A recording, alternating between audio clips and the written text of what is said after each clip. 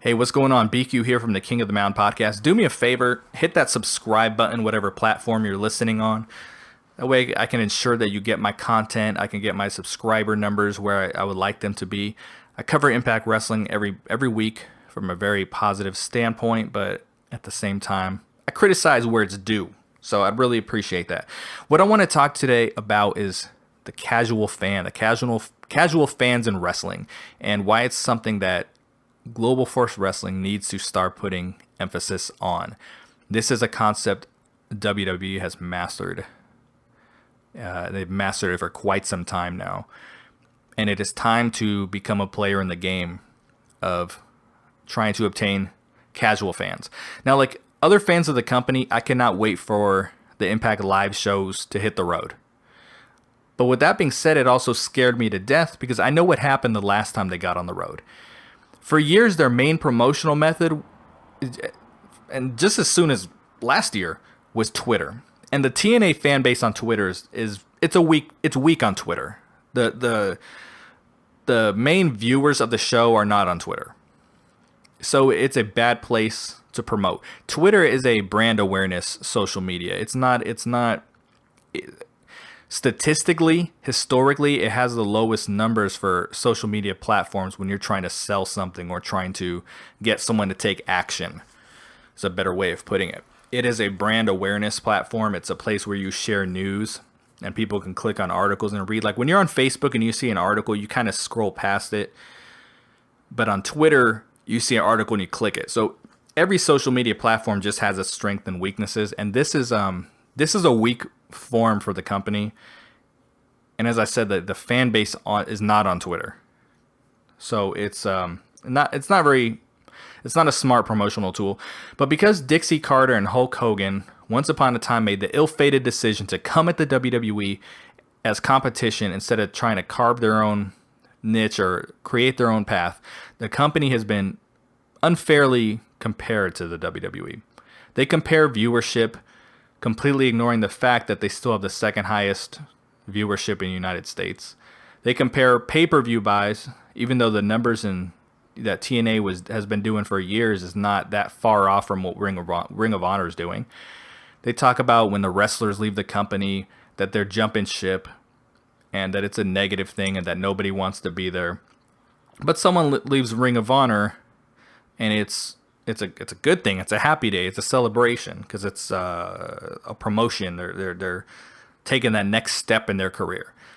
So it's like the fans expect the Impact wrestlers to stay there their whole careers, but the Ring of Honor guys are allowed to step up. So there's always been a double standard in wrestling. You know, the 300 people in the Impact Zone is a empty house. 300 people at a Ring of Honor show is a sellout. You know, and I'm talking about smaller venues, of course. Granted, I realize Ring of Honor always has paying customers, so it's kind of apples and oranges, but the point is there's always been a double standard. However, it's not the fault of the wrestling fans, of the trolls, of the dirt sheets, of Meltzer. There's some people who play a role in that. But it really, I trace it back to the Dixie Carter days, the Hulk Hogan days, where they made that ill-fated decision. And the company's having a hard time. They're still till this day having a hard time bouncing back from that. Because they haven't had a plan to do it. There's a lot of horrible things that WWE wrestlers and the company has done.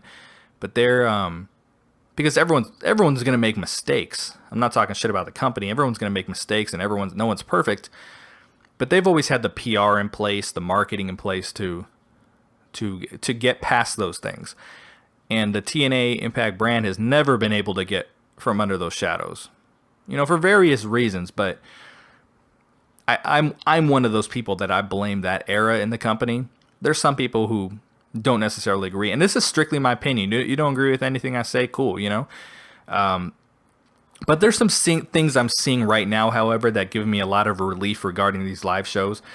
When you see Double J and Karen as well as EC3 going out to the minor league ballparks, throwing the first pitch, signing some autographs for the fans, doing meet and greets. KM was emceeing a sumo wrestling contest for kids. There's something that GFW has lacked, and it has been the casual audience. I think there are some but it's a small number. And when you're on a station like Pop that your niche audience, your target audience is not the sports fan, the chances of having a casual person flipping through the channels or being on that channel already, it's very slim. There aren't that many wrestling fans in the world. Okay, I'm gonna get back to my point. I'm gonna get back to my point about the first pitch and KM and EC3, all that. Okay, but there aren't that many wrestling fans in the world. Yeah, 3 million people watch Raw. Well, 20 million watch the NBA Finals. 20 million watch The Bachelor. You know, I'm throwing those numbers out of my ass a little bit, but I'm not that far off. Just because you see a large number watching Raw, like 3 million, that doesn't mean that there's 3 million wrestling fans in this world. Because if there were 3 million hardcore wrestling fans in this world, then Impact, Ring of Honor, you know, let's scratch out Impact because they have had, you know, the troubled times. Ring of Honor and Lucha Underground will be doing 1 million viewers. Not, you know, 125,000 viewers like they do now. WWE understands that a viewer is a viewer, that money is money. And the problem with the smaller promotions is that they cater to the wrestling fan, the wrestling audience. And again, this is an audience that is not big. And not every wrestling fan is going to watch every show. Why else do you think we see LeVar Ball, Machine Gun Kelly, Martha Stewart, people like that who know nothing about wrestling on TV? It's to appeal to that casual fan who might turn on to their program, you know, Raw or SmackDown if they're flipping through the channels. And casual fans do spend money. Like if a promotion comes to town, oh, hey, wrestling's in town. Let's go. Let's buy tickets. Wrestling fans are broke, number one. But number two, they spend a lot of money on wrestling. They spend what money they do have on wrestling. They're trying to catch the iPay-per-view from here, the iPay-per-view from here, trying to get a shirt from this guy, a shirt from this guy. And before you know it, they've spent $100. The casual wrestling fan is not spending monthly money. They're the ones who are going to shovel out $100 for a ticket to sit in the front row. It's easy for them to break bread and spend on a ticket. The money is in the casual fan, but the money is really there for GFW with the casual fans because now, number one, there is always that possibility that you can turn that person into a weekly fan. But the big money for the company is that these people, these non-wrestling fans, know nothing about the Global Force Wrestling history, about them not being able to get a TV deal, about Jeff Jarrett and his gold bar scam, about Dixie Carter, about late paychecks, about empty arenas, about the Billy Corgan lawsuit, about Rebby Hardy's tweets, about the people who left the company. These are all people right now that they have to cater to. Don't do it creatively, but make the trips to the ballparks, the schools, visit with the kids, because that personal connection you make goes a very long way. These venues might not have a crap load of people, these minor league ballparks, maybe 1,000 people in the crowd, 2,000 in the crowd, but they are people who appreciate entertainment and are willing to spend money to be entertained. I've had people, this is not going to be a popular statement if you're someone who prefers WWE, but I'm being 100% honest with you here. The people that I've had watch Impact Wrestling who are extremely casual fans, that's the word of the day, casual, extremely casual people who were able to compare that to Monday Night Raw, for instance. And these people know that it's a smaller venue, there's not as many people in the crowd, it's a low promotional budget. They get that. They're not comparing the two, okay? But the people that I have had watch who know nothing about the Dixie Carter shit and all that, 100% of them have liked Impact Wrestling better. And that pisses you off if you're a WWE fan. I'm not trying to piss you off. And you really can't speak for these people because you are a wrestling fan and you do know the Dixie Carter drama and you do know the gold bar scams. You know all that shit. So you can't speak for these people. I'm speaking for these people because I'm the one who made contact with them. I'm not saying I went out to 20 people, 20 random people, but I'm talking about a handful of people here, okay? If I'm being transparent with you. That's how confident I am in the product, that it is a much better product, because we are conditioned to say what we like and what we don't like or to think of it ahead of time. There's a large audience in the wrestling fan who just automatically tells themselves that that show's crap and they're not going to watch it. And no matter what they do that's good on there, they're going to say it's crap. But the point I'm making, I'm not speaking for everybody when I say this, but I'm just saying there are people who like it better. And you can turn these people into fans. Maybe not hardcores, but people who spend money and people who will turn on the TV, you can do it. I'm a casual NFL fan. I'm a big NBA fan, but with NFL, I'm very casual. So if my wife and I go to watch the Saints play, we have to drive a few hours to do it, but we're going to spend some money on some good tickets and some good merchandise, and we're going to make it an experience. It's kind of how I compare the Impact Zone. Like, those people are very used to the product, and it's not special to them anymore. So that's why it's so important that this product gets onto the road in front of people who are going to look at it as special, and they're going to buy some merchandise and spend some money, because they're not making a monthly commitment to you. But casuals do spend. And eyes on the product who can create revenue is the key. It doesn't matter who they are. And WWE knows that. They've mastered that. The Susan G. Komen, that's one of the worst partners you can have in breast cancer research. But they know how to play the game. And that's not a negative thing. That's a good thing. They know how to play the game. They know how to appeal to 1 week. We're going to try to appeal to these people who are sick, or we're going to try to appeal to basketball fans this week, to the fans of this movie this week. They get that. There's a good portion of their audience that is just kind of watching and enjoying it. They don't even know that these other companies exist. But like Susan G. Komen, they're not a bad organization. They just are not at the top of the chain when it comes to how much money they put towards the research from your donations.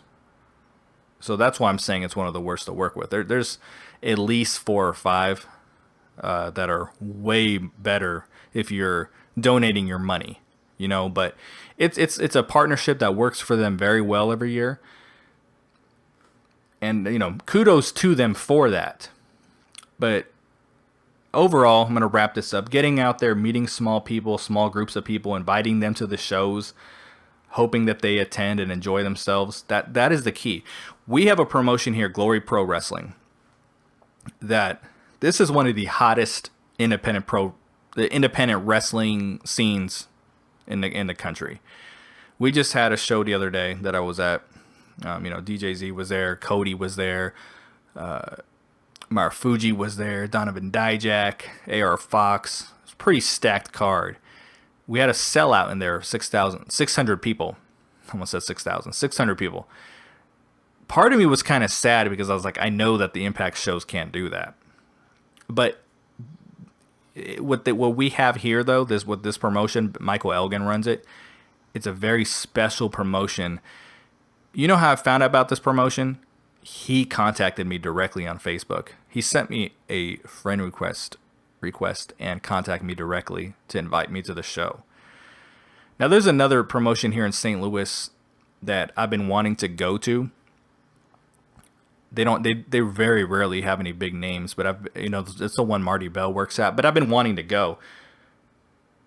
But this promotion is they have worked so hard to connect with people, and there's no doubt that all 600 of those people there, Michael Elgin didn't talk to directly. That's how connected he is to this audience. And it's you got to take that next step and make that personal connection, because people will respond to it.